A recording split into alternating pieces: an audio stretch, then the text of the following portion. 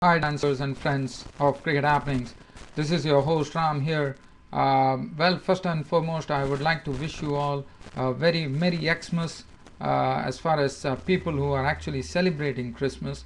And also, I know that everyone are very busy shopping around, doing that. So I wish you all of you a Merry Christmas and Happy Holidays to all of them who have been loyal to this Cricket Happening show. Thank you very much for your support.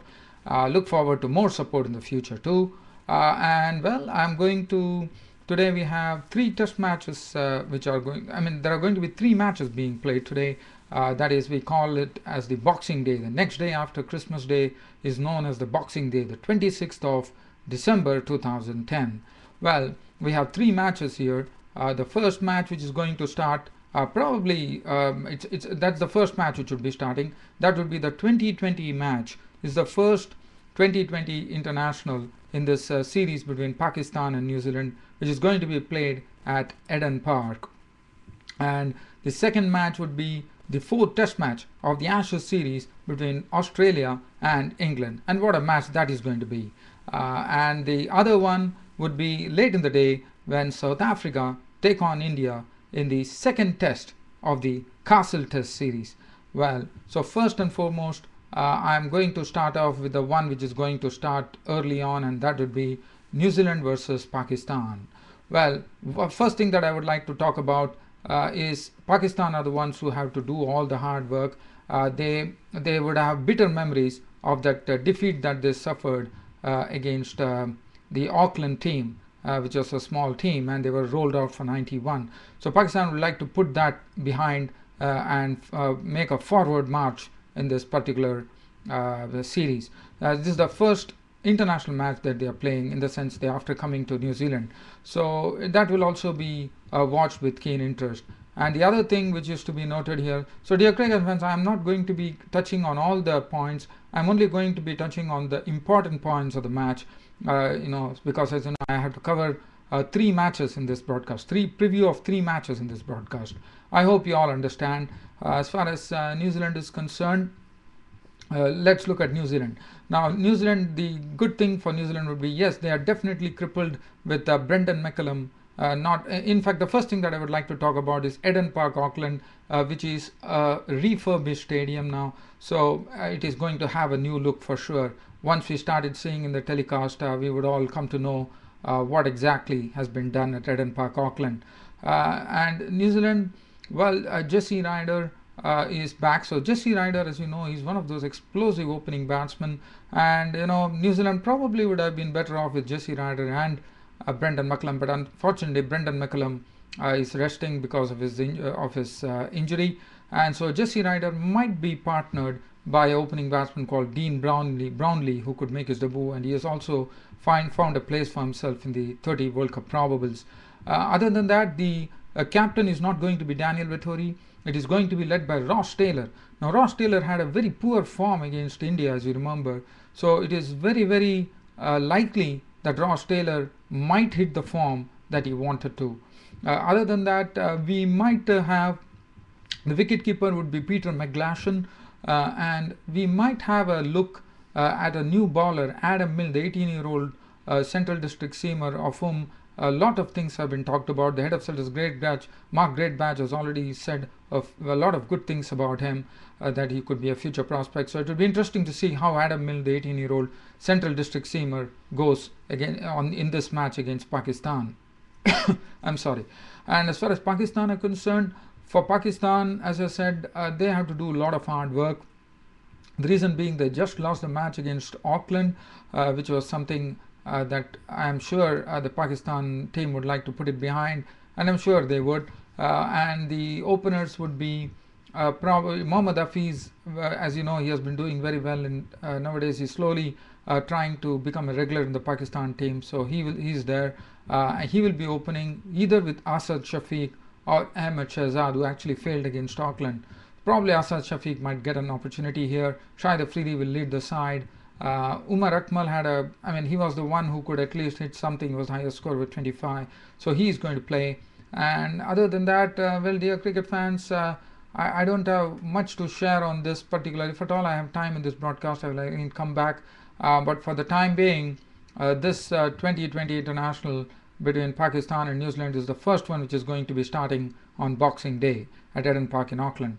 Now we shift the focus on to Australia versus England in the Ashes series, the fourth test. Absolutely hot right now because both the teams are locked at 1-1. This is the fourth test match, and well, it is all going to depend on how it is going to be. They say it is not going to be a very fast, slow deck, and probably there is every opportunity that Michael Beer, who was there in the reserves, in fact, gets an opportunity.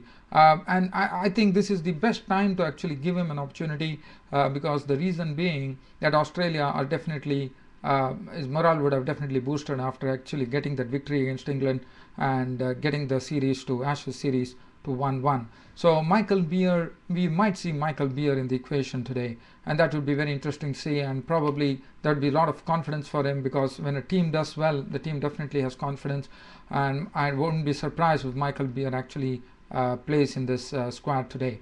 As far as Australia is concerned, for them, Ricky Ponting's form has been a very big. Yes, there's another thing at the top that Phil Hughes failed in the last test.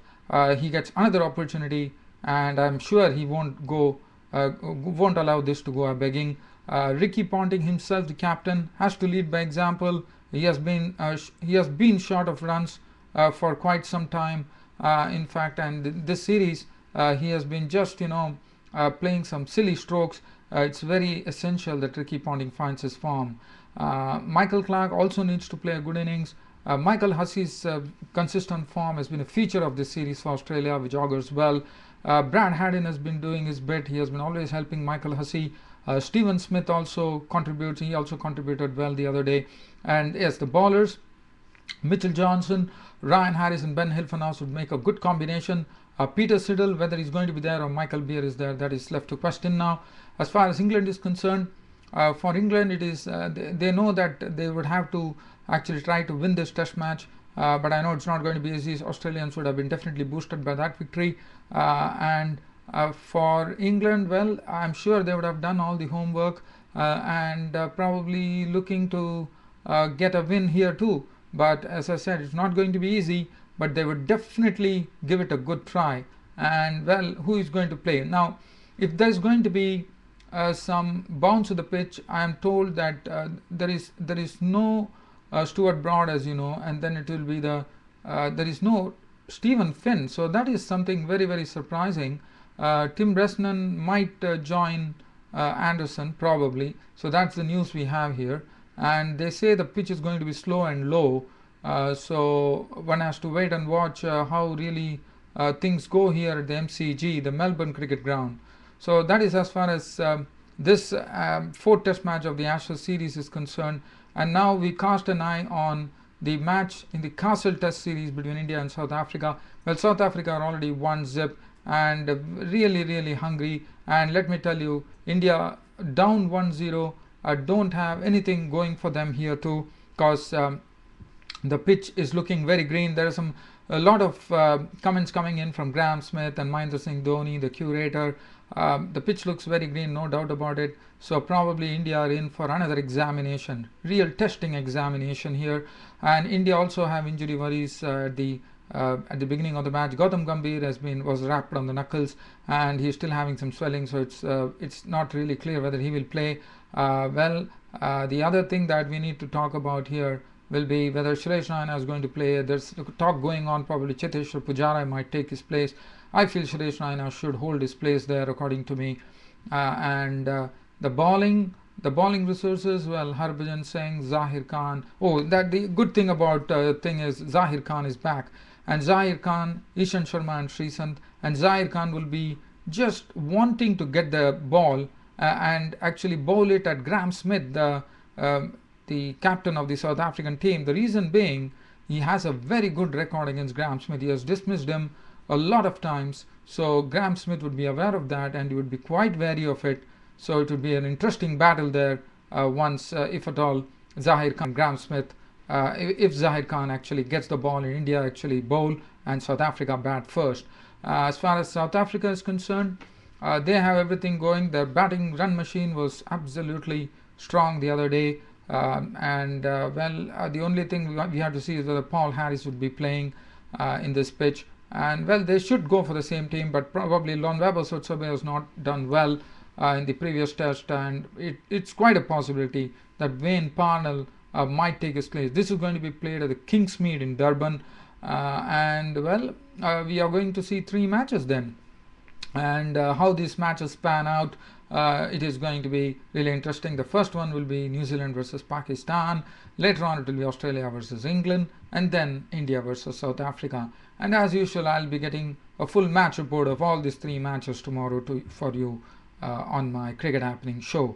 Well, sorry, dear cricket fans. Today I'm a bit my throat is a bit sore today after having some cold drinks here, and so I'm sorry about it. But still, I just wanted to bring my Cricket Happening show to all my dear listeners and viewers. And well, it was always a pleasure to bring you the Cricket Happening show. Thanks very much for your company. This is Ram bidding goodbye. Thank you.